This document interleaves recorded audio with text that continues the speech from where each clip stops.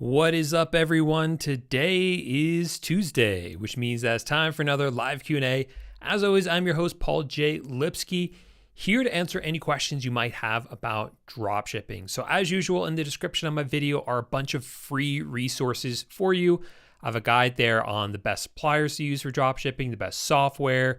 So definitely check those out. Check out some of my other videos, and then if you have questions about anything I covered, come to one of these live streams, ask your question. I'll do my best to answer those questions for you. Today's October 31st, so happy Halloween, everyone.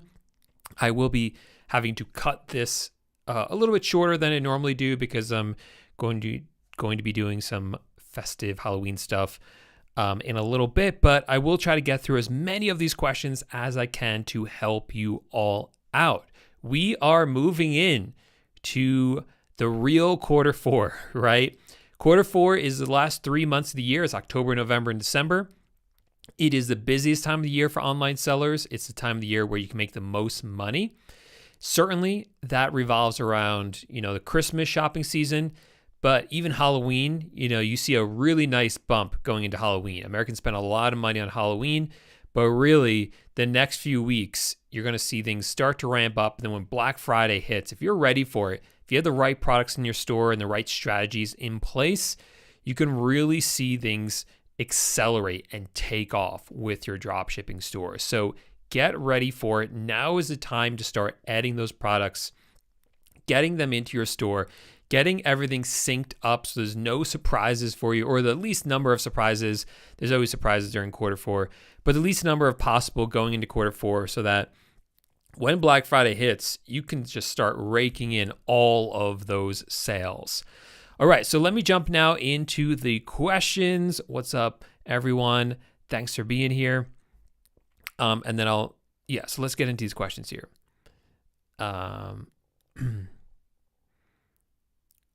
You want to use for Facebook Marketplace, you want to be using TrackTaco because they give you actual US UPS tracking numbers that you can then upload into Facebook Marketplace, because Facebook Marketplace doesn't have really a lot of options in terms of carriers like eBay does.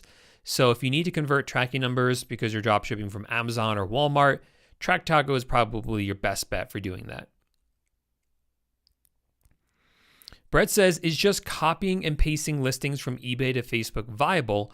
Also, do you recommend Facebook Marketplace Fox software?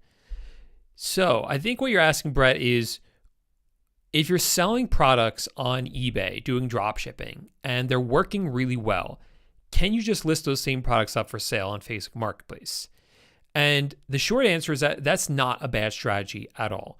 You're going to see a lot of overlap between items that are selling successfully on eBay and items that are going to sell successfully on Facebook Marketplace. It is one of the best indicators we have, actually. So if you have items that are doing well on eBay, list them for sale on Facebook Marketplace. You might as well. You've already done the research. You know they're selling well on eBay. You have that data. So list them for sale on Facebook Marketplace. Is it going to be 100% overlap? No. Some of the items aren't going to sell, but a lot of them are. So definitely go do that. You're asking if you should use the Fox software. You can if you want. Right, what I suggest is AutoDS, because AutoDS will, with one account, you can list on eBay, you can list on Facebook Marketplace, you can do Facebook Shops now. If you get into Shopify, you can have Shopify in there, all under one account. So it really helps you stay organized, which is something I like about it. And it works with a lot of different suppliers. So that's the way I would do it.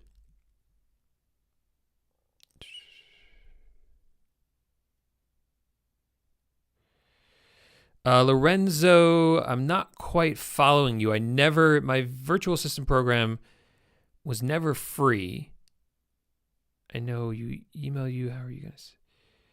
I'm not understanding your full. How are you going to sell if you don't? Oh, because I only offer it. Yeah. I only offer it to people who have the eBay course already. I'm not 100% sure what you're asking, Lorenzo. But if you want my VA program, email me, paul@pauljlipsky.com. It's not free, though. But if for some reason I promised you it'd be free, I'll honor that. But I don't think I ever did that because it was never free. Othman says, how do you find, and just for reference on that, what Lorenzo's talking about is I have a course that teaches you how to hire and train virtual assistants to help you with your eBay business. And it will show you where to find the virtual assistants, how to put out job postings for them, how to hire them, and it actually has training videos for them as well. Now, because it only really works if you understand the underlying system of eBay dropshipping the way I teach it, it's only available to students of mine who have already gone through or at least signed up for my eBay course. That way they have that foundation, and then the virtual assistant course would work for that. Okay, Othman says, how do you find private suppliers? So I think you're talking about wholesale suppliers. So wholesale versus retail, real quick, just a recap of that. Retail suppliers are like Amazon and Walmart.com. Wholesale suppliers are suppliers that you probably haven't heard of because they are the ones that sell to Walmart and to Amazon at wholesale pricing. And you can find suppliers that will drop ship for you, and you'll be able to get better prices than drop shipping from like Amazon or Walmart. It is difficult though. That's the reason why most people go with retail, because it's easier to get set up, it's easier to find suppliers. The suppliers work with the software as well, whereas wholesale suppliers, there's not great software for it, so it's not as automated. A good place to look for wholesale suppliers is you can look at a website like Inventory Source, has a whole list. Otherwise, it's a lot of Googling and calling around. It takes time, but once you find a good supplier, then that's all you really need. You only need a couple of good suppliers with good products, and it's worth it, but it does take a lot of time and calling around and reaching out and trying to get them to agree to dropship for you. All right, Kared says, I think I recall you saying you've never needed to use Facebook ads for dropshipping on Facebook Marketplace. Is that correct? And do you still find it not necessary for Facebook Marketplace? Yes, that is correct. And and it's still correct. You know, Facebook ads is really designed to get people who are on Facebook to leave Facebook and to go to your website. We don't want that. We want to target people who are already there shopping on Facebook Marketplace. And for that, we don't need to get them off of Facebook. We have people on there looking to buy stuff, looking to spend money. We are going to take advantage of that organically. We don't need to drive traffic to those listings like you would if you had your own website. Hey, what's up, Michaela? Good to see you. Tyler says, when you find a wholesaler to work with and they allow dropshipping onto marketplaces, do you tell them your eBay username after that? So most wholesale suppliers I work with, they don't need to know my eBay username. They never ask for it. Some of them have asked for it, and they ask for it during the application process. So a lot of these wholesale suppliers will have you fill out an application in order to work with them. And one of the things they will ask you is, usually it's your Amazon storefront though.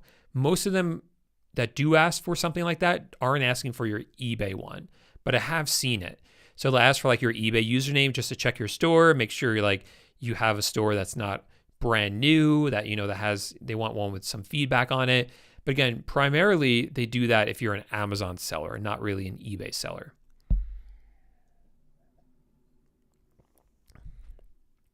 All right, Othman says, how can I dropship on Facebook, in the USA Facebook, outside of the USA? So if you're not inside the United States, if you want to sell on Facebook Marketplace, it's really, really hard, to be honest. I'm just going to be honest about that. I wish there was an easier way, and I've looked for an easier way, but there's not really. One of the challenges is that you need a social security number. After you hit $600 in sales, Facebook's going to say, hey, what's your social security number? If you don't give it to us, we're not going to send you any of the money that's pending, and you can't make any more sales. So you need a social security number for that to work. So the only way for you to do it, if you don't have a social security number and you're not in the United States, is to have a friend in the United States, have them set one up and run it for them, and then you sort of split the profit. That's really the only way to do it, using the shipping option. The other option is you list up all these products, and when someone messages you, say, hey, here's a link to my website where you can buy it, and then you can buy on there. It's not going to do as well, right? but that is an option. Brett says, do returns hurt your store or metrics on Facebook or eBay? So there's a lot we don't know about, there's account health metrics that we are aware of, right? You can go into eBay and see all of those stats of things like your defects on your account. Obviously, those things are bad. Canceling orders for being out of stock, that's bad.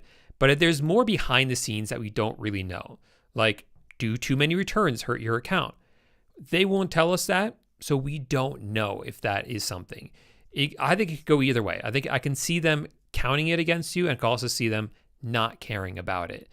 So we just do not know whether they do or not. Happy Halloween.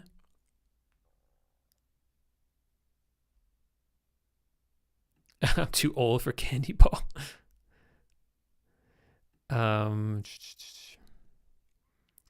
So what do you mean by hide? What do you mean by hide? So Brett says, if I temporarily hide my listings for a short time, will this hurt my store or listings visibility when turned back on for either Facebook or eBay? So how are you hiding them? Because the primary way to hide them on eBay, and you're not really hiding them, but the thing that comes to mind for me is eBay's vacation mode. Toggle that on, and what will happen is on all your listings will be a message that says, hey, this seller is out of town. They're away, and it might take longer for you to get your item, which dissuades people from actually ordering from you. But it doesn't hide your listings. Now, vacation mode is something on eBay I advise you do not use, because we've seen it hurt your account. We've seen it hurt people's accounts, I should say. We've seen it where people have turned on vacation mode, gone on vacation, come home, turned off vacation mode, and it takes them a long time to get their sales back up to where it was before. It's some sort of either bug on eBay in terms of vacation mode, or it was done intentionally. I don't know. But either way, what I would do is I would just increase your shipping and handling times on your products, and do that instead. Or reduce your quantity to 0, because we haven't seen that hurts your store as much. Do Chinese suppliers work in Q4? Chinese suppliers are going to have the same issues that they always have all times of the year, which is slow shipping times. And even though it's going to say that on eBay that the shipping time is longer, some customers don't pay attention to that, and that can really hurt you in Q4 when people want their items before Christmas. So yeah, they work the same amount they do the rest of the year, but there's more risk in Q4, because if someone orders first week in December, it probably won't get to them, the item that they ordered. How is dropshipping scary? It's just, I made this week's title, Dropshipping is Scary Awesome, I think it was, or Scary Cool, because it's Halloween, and Halloween's scary. That's the only reason why. All right, Robert has 3 sites up and running. Well, 4 sites in title, but 3 are up and running. So congratulations, Robert.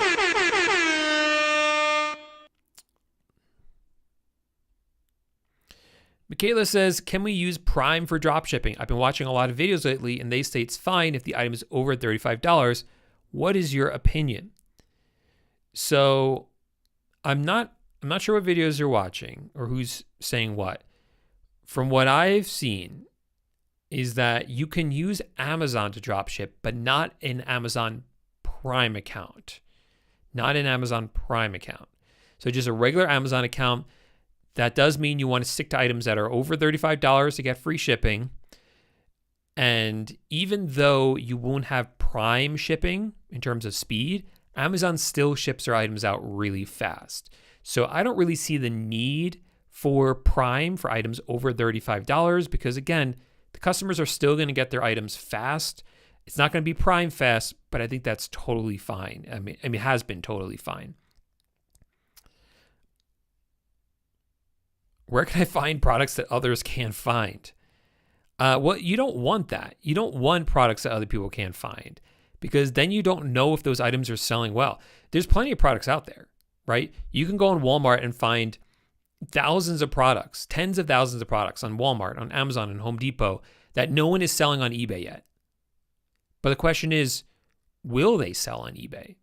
And you don't know until you test it. So instead of testing every single one of those products, you can go see what's already selling well on those marketplaces like eBay, and then sell those same products or a very similar one to it. So one thing you might want to try is go see what's selling, right? Use Zeek Analytics, find out what's selling, find out what it's selling for, and then go into like Walmart or Amazon or wherever and see if you can find something similar, not the exact same one, but something similar at a similar price point, and then sell that on eBay instead. And that will allow you to introduce a new item onto eBay that no one else is selling yet, or very few other people are selling. Michaela, what was your question? I've lost your question, but I think I answered it. Yeah, it doesn't matter if it's on eBay or somewhere else. Do I need tracking numbers for eBay when retail dropshipping from Walmart and Amazon? Yes. When you're selling on eBay, they require you to upload a tracking number for every single order. Now, this confuses some people who have sold on eBay in the past, the more traditional way.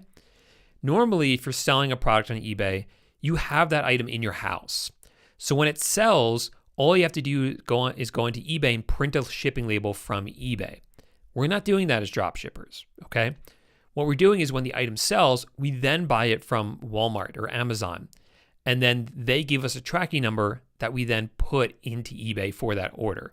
And if that tracking number can't be uploaded or there isn't one, we then generate one with TrackTaco and upload that one into eBay instead. But you need a tracking number for every single order.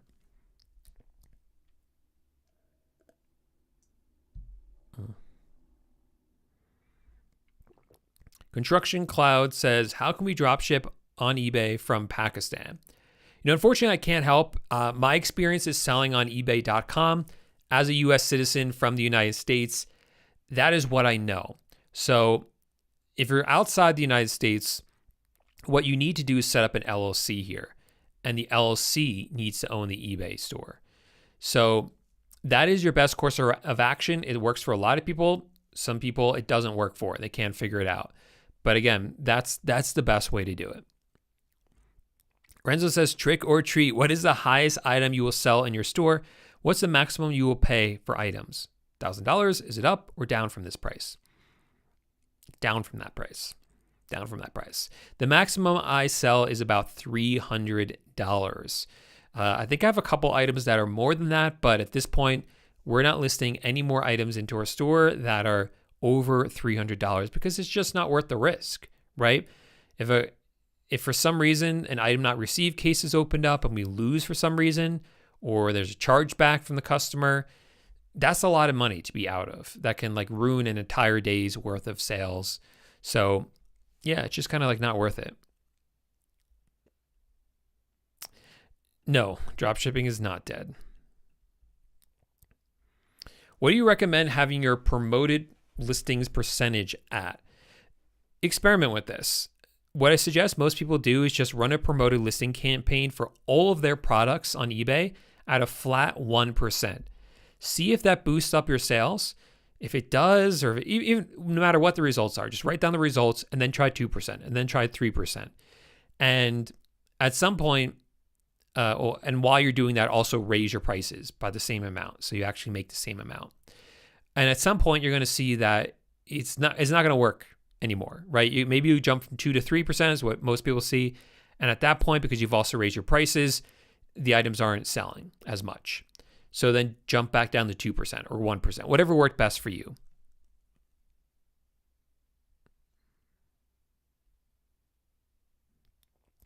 Renzo said, trick or treat, are you still using the software Spot and Paste? I told you I'm too old for candy, Paul. Spot and Paste is great. We use it for some of our wholesale suppliers. So Spot and Paste is a software that will, okay, you get an order on eBay and you have the whole customer's address in there, right? Spot and Paste is a Chrome extension that will copy that address, and then you can go to any supplier's website and it will paste it in there for you into like the correct address fields. So you don't have to copy and paste yourself. Now, Autodesk has that. They have a Chrome extension that does that. So that is what most people use, and it makes sense for them to use that, and that's what I would use. But there are some wholesale suppliers I work with that actually, when we get an order, we just go on their website and order it. And so for that, Spot and Paste comes in handy because Spot and Paste works with any website. So again, we copy the address from eBay with the Chrome extension. We go over to the wholesale supplier's website and it will paste it in automatically. And since we have it anyway, we just use it for all of our suppliers. What is up? What is up?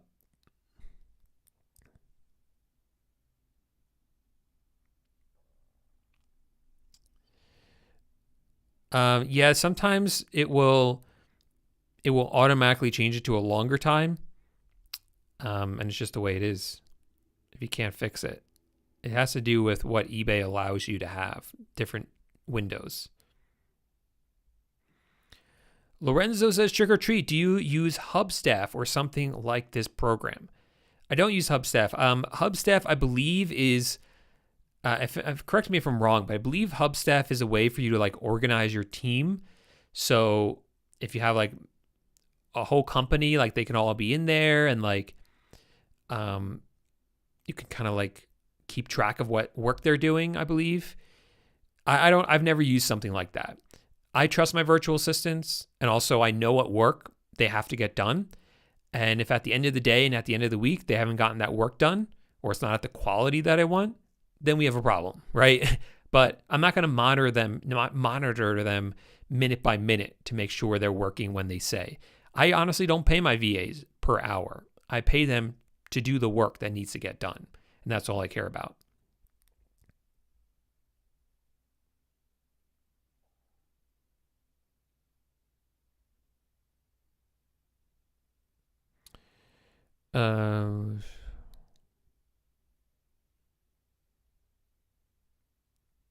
Lorenzo, yeah, just email me. I'll email you the link then. Paul@pauljlipsky.com.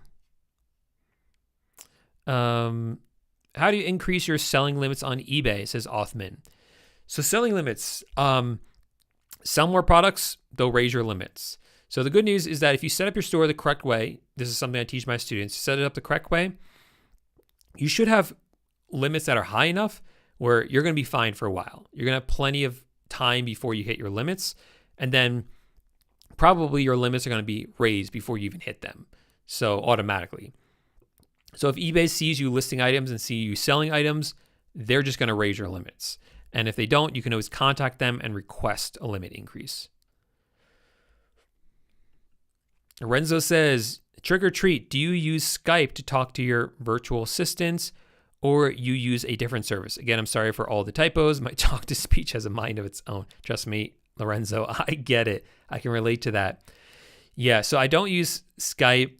WhatsApp is very popular for talking to people all over the country, or over the world, I should say. WhatsApp is very popular for that. I use something called Signal, is an app I use, and I like that one because it's super private and secure compared to others. WhatsApp, I think, is owned by Facebook, right? And Facebook is notorious for harvesting, information about you. So conspiracy theories aside, and sort of like tin hat, stuff aside, I just like Signal. I think it's a lot more secure in terms of talking to my virtual assistants.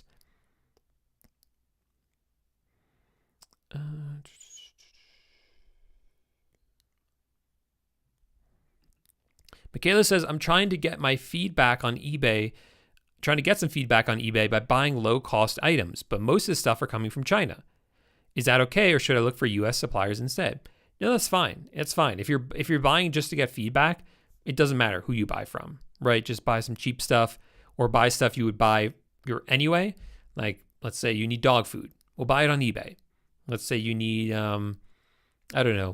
whatever else you need for life. I'm like blanking on like anything, like toilet paper, right? Buy it on eBay instead, just so you can get some feedback.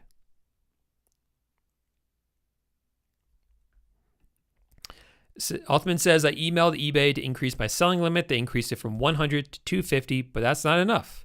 I need 1,000 plus. Be patient. They will raise it. Usually they don't they don't do more than doubling it, but they did for you. They more than doubled your, sorry, I can't talk today. They more than doubled your limit. So that is a big jump. And wait, because in a month you'll be able to request another one, and hopefully they will at least double it again to 500, and then you'll be at that 1,000 pretty soon. Lorenzo says, happy Halloween. Do you still use PayPal to receive money from Facebook, or do you use a different service? Do I use PayPal to receive money from Facebook? No, I get paid directly by Facebook. Facebook, all the sales that come in on Facebook transfer that money directly to my bank account. That's the way it works.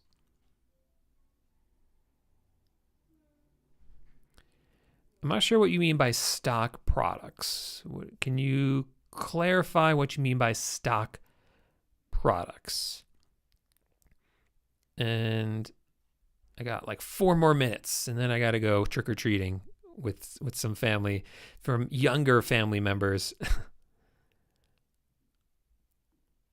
But I actually don't see any more questions unless this person wants to clarify what they meant.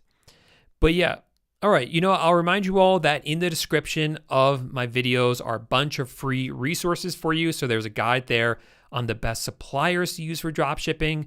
There's a guide there on the best software to use for dropshipping. A couple of other great guides in there. All you got to do is click the link, enter in your email, and you get those completely for free. So definitely sign up. Definitely don't sleep on those, because that's free information for you all. You'll also get some other great stuff emailed to you as well. So definitely make sure you do that. Otherwise, have a really good Halloween. Make sure you guys start listing up Christmas stuff. Like, now is the time. Did I release the video about this yet? If I didn't, I'll tell you anyway. You want to be listing up Christmas stuff now. I'm talking about Christmas trees, things like Christmas lawn decoration, wreaths, things that can be gifts. So popular gifts that I found are tools. Tools do really well. All these sorts of things you want to be getting into your store now, because people are already putting up Christmas decorations. So people who don't have enough, they're going to start buying them now. So you want those things listed, and it's only going to increase. And then gifts, you want the gifts to be ready by Black Friday. It's going to come much faster than you think. So definitely make sure you're not sleeping on any of that. Make sure you are ready for Christmas and for Black Friday. Otherwise, everyone, happy Halloween. Stay safe out there, and I'll see you next week. Bye for now.